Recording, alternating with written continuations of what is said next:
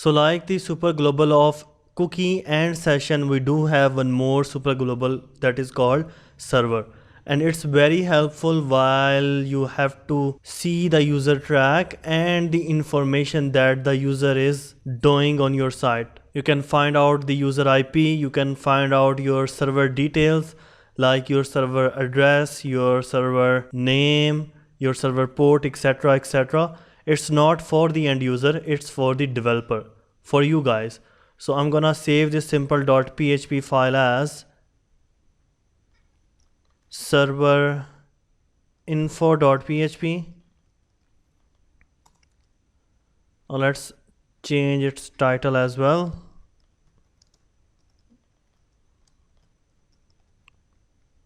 Okay, now in the PHP scope, I'm gonna add here a couple of echo statement. So first we have added this server name that is going to give you the name of your server that you are using. Then the next server underscore addr means server address is gonna give you the address of your server.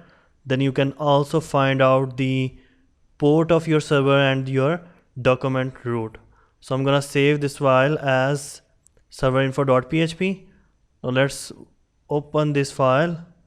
So in the folder of cookie, let's refresh it. We got serverinfo.php right here. Now you can see we got server name. We are using localhost, so it's localhost right here, and the address of our localhost is 1. We got the port and the document root is in czamp htdocs. That is by default root of our XAMPP server. Now also this server variable is very helpful if you want to see the information about this page of serverinfo.php, where this page located, etc, etc. So back to my editor, I'm gonna add here a couple of information. So this information is going to give us page details. So now let's save this file and refresh our page again. Now you can see we got the PHP self that is telling us inside our document root we got this directory of PHP course, we got this cookie folder, then we got this file. And if you want to see the full path, then this script underscore file name is going to give you the full path inside C, htdocs, PHP course, cookie, etc, etc. Now by using this server super global, you can also see the information who is sending you on this page, etc, etc. So let's add some couple of more echo statement right here. So you can know the request details. You will find out the remote address of the person who is accessing your site by using this remote underscore address variable. You can also find out the remote port of that person. You can find out the query string as well. So now let's save this one and refresh our page again. Now first of all, we are using the same IP to access this page as we are running it on our local machine. So this remote address is giving us the address of our server address of localhost.